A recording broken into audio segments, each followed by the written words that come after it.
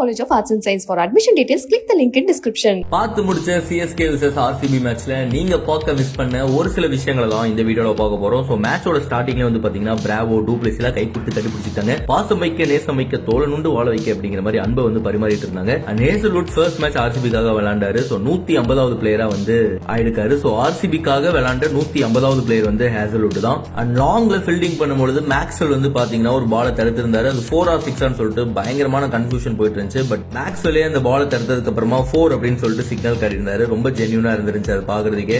And Dube மேட்சுக்கு நடுவுல வந்து பேட்டை மாத்திருந்தாரு. அப்ப வந்து அவர் மாத்தினது பேட்டை மட்டும் இல்ல மேட்சையும் தான் அப்படிங்கிறது புரிஞ்சு. ஏன்னா பேட்டை மாத்தினதுக்கு அப்புறமா தான் 6-4 போட்டு பயங்கரமா ஆடிட்டு இருந்தாரு. சிராஜ் வந்து உத்தப்பா வந்து ஒரு அவுட் பண்ணியிருந்தாரு. அவுட் பண்ணதுக்கு அப்புறமா பயங்கரமா செலிப்ரேட் பண்ணிட்டு இருந்தாரு. உத்தப்பாவும் பாத்தீங்கன்னா பாதி தூரம் வெளில போயிட்டாரு. அதுக்கப்புறமா தான் அது நோ பால் அப்படின்னு தெரிஞ்சு. அண்ட் சிராஜோட ரியாக்ஷன் பாக்குறதுக்கே ரொம்ப கவலையா இருந்துச்சு.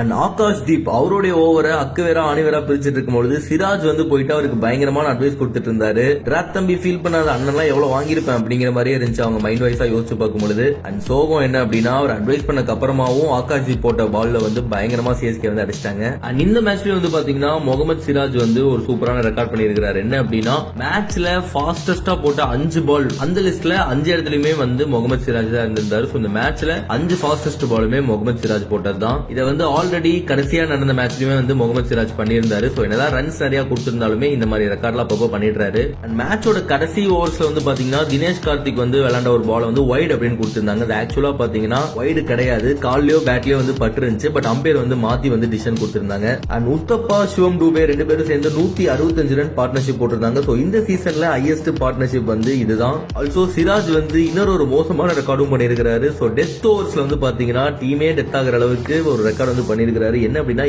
7 ஓவர் போட்டு 107 ரன் கொடுத்திருக்காரு கிட்டத்தட்ட. பட் விக்கெட்ஸ் வந்து எதுவுமே எடுக்கல. அண்ட் ஆர்சிபி பிளேயர்ஸ் எல்லாருமே வந்து பாத்தீங்கன்னா கையில வந்து ஒரு பிளாக் கலர்ல ஆம் பேண்ட் மாதிரி போட்டிருந்தாங்க. எதுக்காக அப்படின்னு பார்க்கும்போது ஹர்ஷல் பட்டேல் அவருடைய சிஸ்டர் வந்து ரீசெண்டா இறந்திருந்தாங்க. சோ அதனால வந்து அவர் பாத்தீங்கன்னா அவங்க ஃபேமிலி கூட இருக்கிறதுக்காக மேட்சஸோ ஆடாம கிளம்பிட்டாரு. சோ அந்த ஒரு இன்சிடென்ட்காக வந்து பாத்தீங்கன்னா எல்லா பிளேயர்ஸுமே வந்து கையில வந்து பிளாக் கலர் ஆம் பேண்ட் வந்து போட்டிருந்தாங்க. அண்ட் உத்தப்பா இன்னைக்கு 88 ரன் அடிச்சிருந்தாரு. அதுதான் வந்து பாத்தீங்கன்னா ஐபிஎல் வரலாற்றிலே அவரோட ஹையஸ்ட் ஸ்கோர். ஆல்சோ சிவம் டூபே 95 ரன் அடிச்சு நாட் அவுட்டா இருந்தாரு. அவருக்குமே பாத்தீங்கன்னா ஐபிஎல் ஹிஸ்டரியிலே வந்து அவருடைய ஹையஸ்ட் ஸ்கோர் இதுதான். இதை தாண்டி நீங்க ஏதாவது ஒரு விஷயம் சுவாரஸ்யமா பாத்துருந்தீங்க நடந்து முடிஞ்ச மேட்ச்ல அப்படின்னா அதை மறக்காம கீழே கமெண்ட் பண்ணுங்க. மற்றும் இன்னொரு வீடியோல உங்களை வந்து மீட் பண்றாங்க. வரைக்கும் டாடா சொல்லிட்டு பாய் பாய் சொல்லிட்டு கிளம்புறது யோகி.